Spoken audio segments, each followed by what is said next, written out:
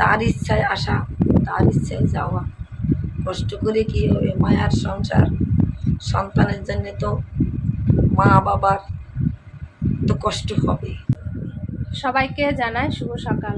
তো সকাল সকাল আমি তোমাদের সামনে ছোট্ট একটা ব্লগ নিয়ে চলে আসলাম। আজকে তো একাদশী, তো একাদশীর উপোস আছি আমরা সবাই, মা আমি ছেলে তিনজনই আছি। তো সকালবেলা উঠে বাসি কাজকর্ম সেরে ভাবলাম স্নান করতে যাব। তো স্নানটার করতে পারলাম না, কারণ আমার এমনি শ্বাসকষ্টের সমস্যা, তো ঠান্ডার সমস্যা, ওই জন্য স্নান আর করলাম না। তারপর ছেলেও রাগ করছে, মা সকালবেলা স্নান করবে না, দুপুরবেলা স্নান করবে। তো সেই জন্য আর স্নানটা করলাম না, ভাবলাম যে দুপুরবেলায় তাহলে স্নানটা করে নেব। ছেলে এই যে ঘুম থেকে উঠলো, উঠে ওর বন্ধুদের কাছে গেছে সকালবেলায়, আর আমি আর মা এখানে বসে আছি। মা ওই যে পাশে বসে আছে, আমিও বসে আছি, দুজন মিলে বসে আছি। কাজকর্ম সেরে মা পুজো দিল, পুজো দিয়ে বসে আছে। তো আজকে একাদশীর দিনে তো কোনো রান্নাবান্না কিছু নেই, ছেলেকে একটু রুটি বানিয়ে দেবো, কারণ এর আগের বারে একাদশী থেকে ছেলের অবস্থা খুব খারাপ হয়ে গেছিলো, মাথা যন্ত্রণায় কী অবস্থা করছিল ছেলেটা। তো মা বলছে যে ওকে না খাইয়ে রাখা যাবে না, ওই রুটি করে দাও আর একটু সাদা আলুর তরকারি করে দাও, ও খেয়ে নিক, খেয়ে দে তারপর একাদশী করবো।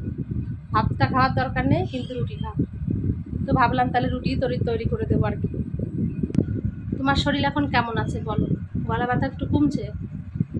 সকালবেলা শুয়ে শুয়ে শুনছি উড়ু দিতে পারছে না, গান গাইতে পারছে না, গান গাওয়ার এত চেষ্টা করছে, গানও গাইতে পারছে না। অথচ ডাক্তারের কাছে বলছি যে চলো আমি নিয়ে যাচ্ছি, যাবে না। কি বলবো বলো? যাবো না কেন ডাক্তারের কাছে? কি হয়েছে? ও আমার গোপাল ঠিক করে দেবে আমার গলা। গোপাল নাকি ঠিক করে দেবে গলা? তোমার গোপালের প্রতি অনেক বিশ্বাস ভক্তি না? আর গোপাল ছাড়া আমার আর কিছু। গোপাল ছাড়া তো কিছু নেই, সবাই জানে। গোপাল তোমার এত বড় একটা কষ্ট দিল, এত বড় শোক দিল গোপাল, তাও তুমি গোপালকে এত ভালোবাসো? কোনো কষ্ট নেই, কোনো কষ্ট নেই। যার যখন টাইম হবে সে তখন চলে যাবে, কেউ কিছু করতে পারবে না।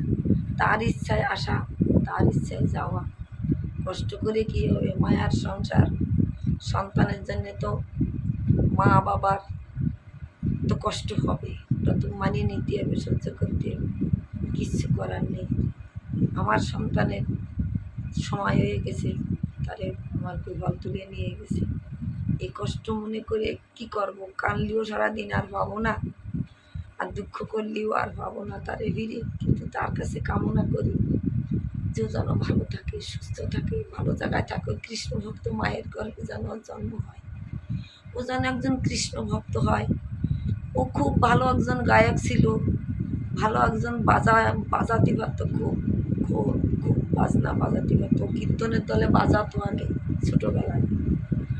ও যেন এইসব কাজগুলো যেন সারা বৃন্দাবনে ঘুরে ঘুরে যেন নাম কীর্তন করে বেড়ায়, যেন বাজায়। আমি এটাই চাই, আর কিছু চাই না। কৃষ্ণ ভক্ত মায়ের গর্ভে যেন জন্ম হয়, আর যেন যেমন তেমন জন্ম যেন আর না হয়। আমার মতো অভাগিনীর পেটে যেন আরও জন্ম না নেয়। এই ভগবানের কাছে তাই বলি, আমারে যত দুঃখ দেয় দিক, ভগবানরে ভালোবাসলে তো তার দুঃখ পাতেই হবে, এটা শাস্ত্রে লেখা রয়েছে। ভগবানরে যারা যারা বেশি ভালোবাসবে তারা তারা বেশি দুঃখ পাবে, কিন্তু এই দুঃখ তো দুঃখ না, এটাই সুখ। যেন ভগবানরে ভালোবেসে যেন যেতে পারি এই জীবনে, এই বাকি দিন কটা যেন ভগবানের জন্যে, যেন ভগবানের সেবায় যেন দিয়ে যেতে পারি। আর যেন এই মায়ার সংসারে তো ছেলে মেয়ে স্বামী স্ত্রী কেউ থাকবে না, এগুলো নশ্বর দেহ, পচগলা দেহ, একদিন না একদিন শেষ হয়ে যাবে, কিছুই থাকবে না। তাই ভগবানরে ভালোবাসবো না কেন?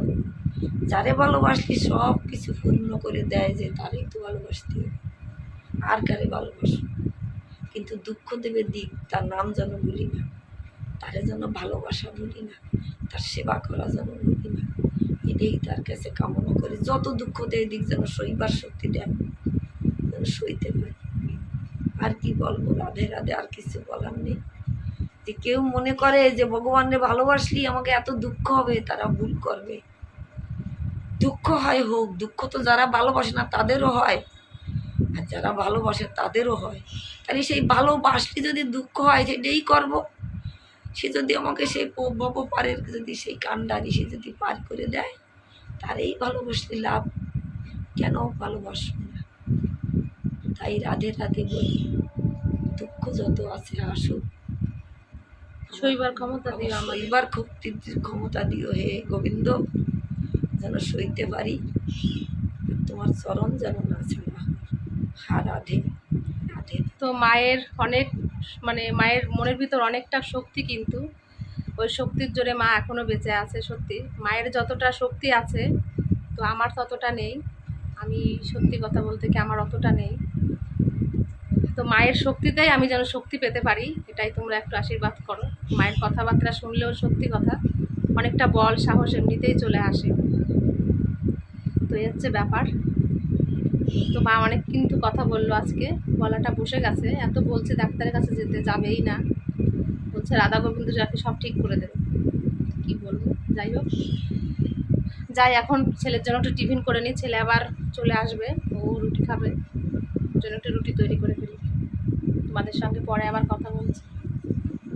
এই যে রান্নাঘরে আসলাম, এখন রান্নাঘরে এসে যে রুটি বানাচ্ছি ছেলের জন্য, তো রুটি করেই দিচ্ছি, কারণ না হলে অসুবিধা, বাচ্চা মানুষ তো অসুবিধা হয়। তো মাও বলছে রুটি করে দিতে, তো রুটি আর দুধ, এই ভেবেছিলাম তরকারি করবো, সাদা আলুর তরকারি, তো আমার আজকে আর ইচ্ছা করছে না, মানে ভালো লাগছে না কিচ্ছু। যাই হোক, তো রুটি বানাচ্ছি এখন, আর দুধ দিয়ে সকালবেলা ওকে খেতে দিয়ে দিই, আর আমরা পরে দেখি সাবু মাবু এটা ওটা খেয়ে নেবো আর কি। যাই হোক, ছেলেটাকে তো বাঁচিয়ে রাখি, তারপর আমাদের যাওয়াই হবে। এই যে রুটি বানিয়ে নিয়ে আসলাম ছেলের জন্য, দুধ দিয়ে আর রুটি দিয়ে ভালো করে মেখে দিচ্ছি, তাই ছেলেটা খাবে। আজকে সারাদিন ওকে এটাই খাওয়াবো। তো আমি আর মা সাবু মাখা খেয়ে নেবো, ছেলেকে এটা দিয়ে খাইয়ে দিই। ভালো আছে খেতে? দুধ দেবো আর একটু? খাও, তুমি আগে খেয়ে দিয়ে পেটটা ঠান্ডা রাখো বাবা। অল্প তো, অল্প অল্প।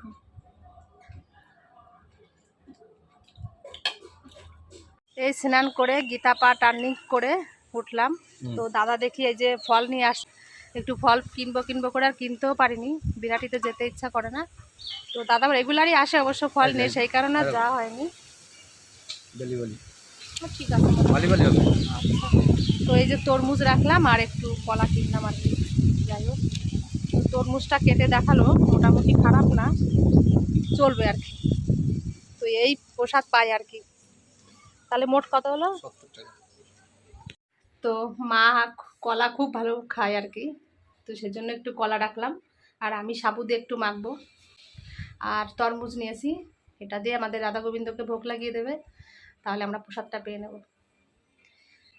ব্যাস, যাই হোক হলো আর কি। এখন ছেলে গেছে স্নান করতে, ছেলে ওর বন্ধুদের সঙ্গে পাশের একটা পুকুর আছে, সেখানে স্নান করতে গেছে, মানে সাঁতার শিখবে বলে স্নান করতে গেছে ওখানে। তো এখনও বাড়ি আসছে না, অনেকটা দেরি হয়ে গেল। তো ও আবার বাড়িতে আসলে ও আবার আর্নিক করবে, তারপর ওকে আবার রুটি করে দিতে হবে, দুপুরবেলায় খাবে কি না কি জানি, সকালে তো একবার খেয়েছে, এখন কি করে দেখি।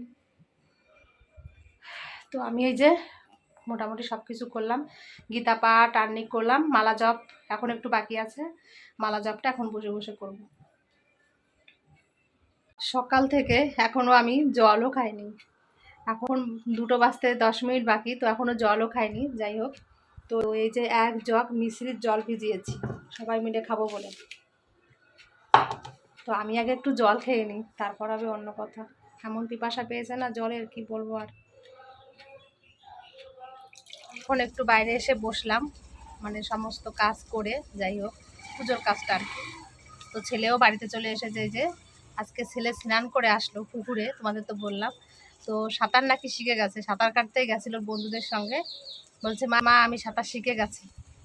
বলছি ভালো, তো অনেকটা দূর নাকি যেতে পারে সাঁতার কেটে আর কি, আগে সাঁতার জানতো না, তো এখানেই দেখছি সাঁতার আমাদের পাশে পুকুর আছে, ওখানেই শিখেছে আর কি।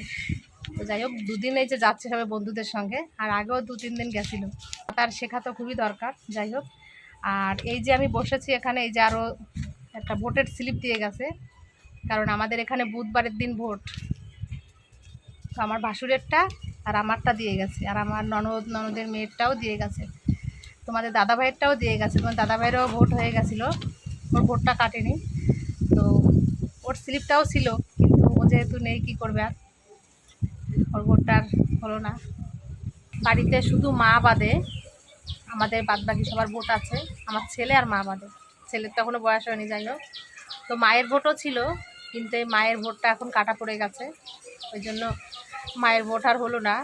এখন দেখি পরবর্তীকালে আবার মায়ের সব ডকুমেন্টস দিয়ে জমা করতে হবে, তারপর যদি মায়ের ভোটটা হয়। একটু ভাতা পাচ্ছিল, যাই হোক 1000 টাকা করে মাসে, তো সেই ভাতাটাও বন্ধ হয়ে যাবে যেহেতু ভোট নেই। কি করবে আর, দেখা যাক, দেখি কি হয়। বুধবারের দিন ভোটটা দেব, দিয়ে তারপর ছেলেকে নিয়ে যাব বাবার বাড়িতে। তো যাই হোক, ভোটটা দিয়ে আসি, এই দেশের নাগরিক যখন দিতে তো হবেই একটা ভোট। উত্তর দমদম পৌরসভা আমাদের এখানে।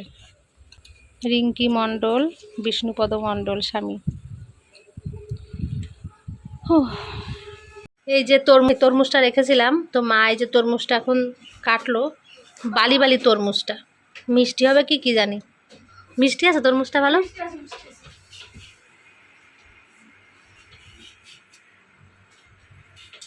খেয়ে দেখো কেমন হয়। আমি এই যে সাবু ভিজে রেখেছিলাম সকালবেলায়, তো সাবু, কলার বাতাসা নিয়েছি আর একটু দুধ নিয়েছি। তো এটা আমি এখন খেয়ে নেব, আর তরমুজ খেয়েছি, ব্যাস এই হচ্ছে এখন খাওয়া। সারাদিন পর এই জল আর এগুলো খাচ্ছি। আর ছেলেকে আবার রুটি করলাম, রুটি করে ওকে মেখে খাইয়ে দিলাম ছেলেকে। রুটি কিংবা লুচি পরোটা করলাম না, তেলে ভাজা খাওয়াতে ইচ্ছা করছে না, ওই একটা একটা করে চাটুতে ছেঁকে ছেঁকে আর কি রুটি করেছি।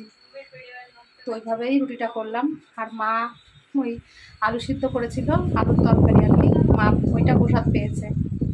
মা সাবু খেতে পারে না, কী করবো, ওই তরমুজ খেয়েছে, কলা খাবে, আর ওই আলুর তরকারি রান্না করেছিল মা, এটা খেয়েছে। 3 জনা খেয়েছি 3 রকম জিনিস আর কি। তো আমি এখন এটা খেয়ে সাবু কলা খেয়ে একটু শুয়েছিলাম, শুয়ে থেকে থেকে তারপর বাইরে এসে বসলাম। আমাদের বাইরে প্রচুর হাওয়া, এখানে বসলে প্রাণটা জুড়িয়ে যায়। এই বিকাল হলে কি বলবো, তোমাদের দাদা ভাইয়ের কথা এতটা মনে পড়ে না, সারাদিন তো 24 ঘন্টা মনে আছেই, এই বিকাল হলে যেন বেশি মনে পড়ে। এই দেখো 2টো চেয়ার নিয়ে আমি এখন একা একা বসে আছি, একা একা বসে থাকি, আর কি করবো। জীবনটাই তো ভগবান একা করে দিয়েছে আমাকে। কারোর কাছে যেতে ইচ্ছা করে না, কারোর সঙ্গে কথা বলতে ইচ্ছা করে না, সারাক্ষণ ওই ঘরে শুয়ে থাকবো, কাজকর্ম যা থাকবে করব, আর এই বিকাল হলে একটু বাইরে এসে বসি। সামান্য মায়ের কথাটাই বলি, এখন মায়ের তো খুব কষ্ট হচ্ছে, সেটা আমি জানি।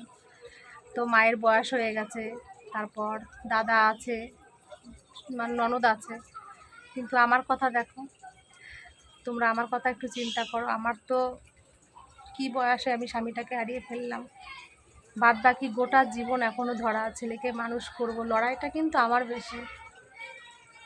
মায়ের তো বুক ভেঙে যাচ্ছে তার সন্তান, এটা সত্যি কথাই, কিন্তু জীবনে যে বাঁচার লড়াইটা, তারপর ছেলেকে মানুষ করার লড়াইটা, এটা কিন্তু খুব কঠিন একটা ব্যাপার। সব কিছু ভুলে যাব, মন থেকে মুছে যাব, সেটাও স্বাভাবিক, কিন্তু আমার তো সেটা মনের থেকে মুছতে পারি না। তারপর কি, আমার একটা ভালোবাসার মানুষ, আর 17 বছর তার সঙ্গে সংসার করছি। তো অনেক কথা আছে সংসার মাঝে, অনেক রকম অনেক কথা আছে। আমাদের দাদা ভাই, সত্যি কথা বলতে কি, আমাদের বাড়ির যত মানুষ আছে, আমার শাশুড়ি বলো, ননদ বাসুর, আমার ছেলে বলো, সবার থেকে তোমাদের দাদা ভাই কিন্তু আমাকেই বেশি ভালোবাসত, এটা একদম সত্যি কথা। মাও সবসময় সেটাই বলে, এমনকি ছেলের থেকেও বেশি আমাকে ভালোবাসতো সে, আর আমিও ঠিক তাকে ততটাই ভালোবাসতাম। এবার দুজনের মধ্যে যে এতটা ভালোবাসাবাসি, সেটা তো আমি কিছুতেই মানতে পারছি না, আমি তো সেটা কিছুতেই ভুলতে পারছি না। যাই হোক, ওই সান্ত্বনা সবাই দেবে শুনতে, কিন্তু ভিতরের যে কষ্টটা, সেটা কিন্তু সারা জীবন আমাকেই বইতে হবে। মাথার উপর এত বড় একটা দায়িত্ব, ছেলেকে কি করে পড়াশুনো করাবো, কি করে তাকে দুটো খাইয়ে বাঁচিয়ে রাখবো, নিজে কি করে বাঁচবো, সমস্ত টেনশন কিন্তু আমার মাথার উপরে। আমার যে মাথার উপর ছায়া নেই, যে আমাকে যে একটু রোজগার করে খাওয়াবে, আমার বৃদ্ধ বাবা, সে আর কত করবে। যাই হোক, আমাকেই লড়তে হবে জীবনভর। এতদিন লড়েও আসছি তোমাদের দাদাভাইয়ের পিছনে, আর যতদিন বাঁচবো ততদিন লড়ে যেতে হবে।